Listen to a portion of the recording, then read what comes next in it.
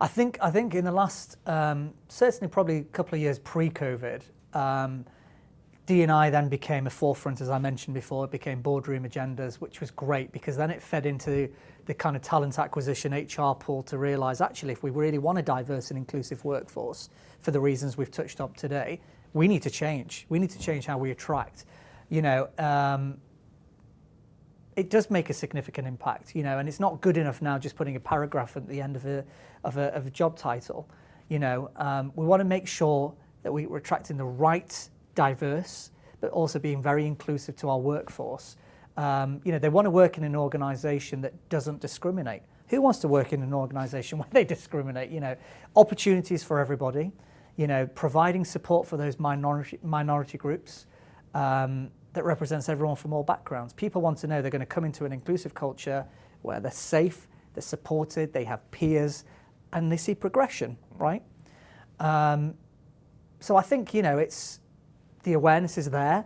We're moving away from sticking the paragraph on to actually doing a little bit more about it, which is great.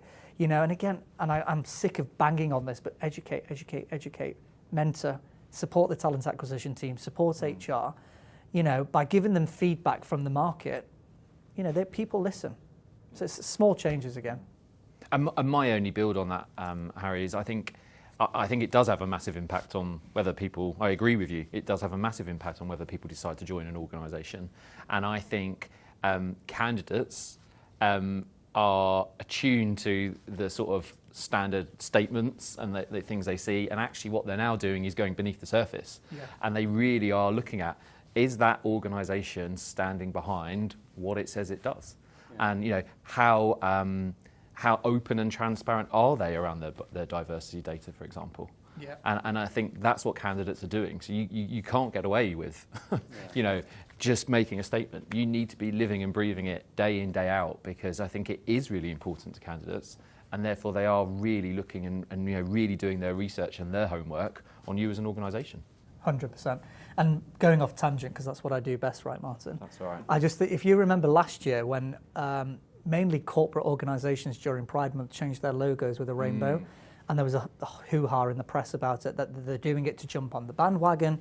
Whether or not they were, I still think they're raising awareness.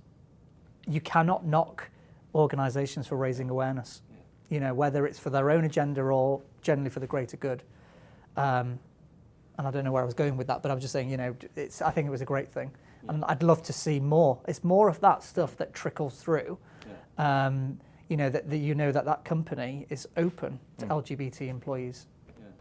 And just to build on that too, so I work quite a lot in the sort of junior talent recruitment models as well in Deloitte, so all the different ways that we bring analysts into the firm.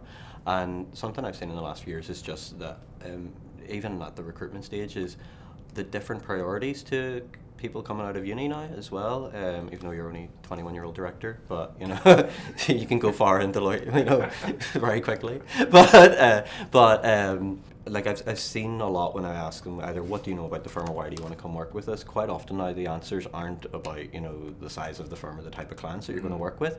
It is things around the women's network, commitment to sustainability, and they're coming armed with things that are important to them. So it's not about, you know, us employing them, it's what they're going to bring as well as far as what their priorities are for an employer. And I think it's great. The D&I sort of spectrum in general now is incredibly important to candidates. And I think that's a really good point. We talked about this offline. It's kind of like D&I version 2.0. You know, we've set up our own individual huts, but now it's how do we break those huts and join them together and talk about the whole intersectionality. And I love that word because I think it's so relevant. You know, I'm Middle Eastern, I'm gay, I'm married, I have adopted kids, and one who has a neurodiverse condition. So for me, I don't fit one box. I want to be in part of a community where I can join multiple huts. And you can have a much bigger impact. 100%. 100%.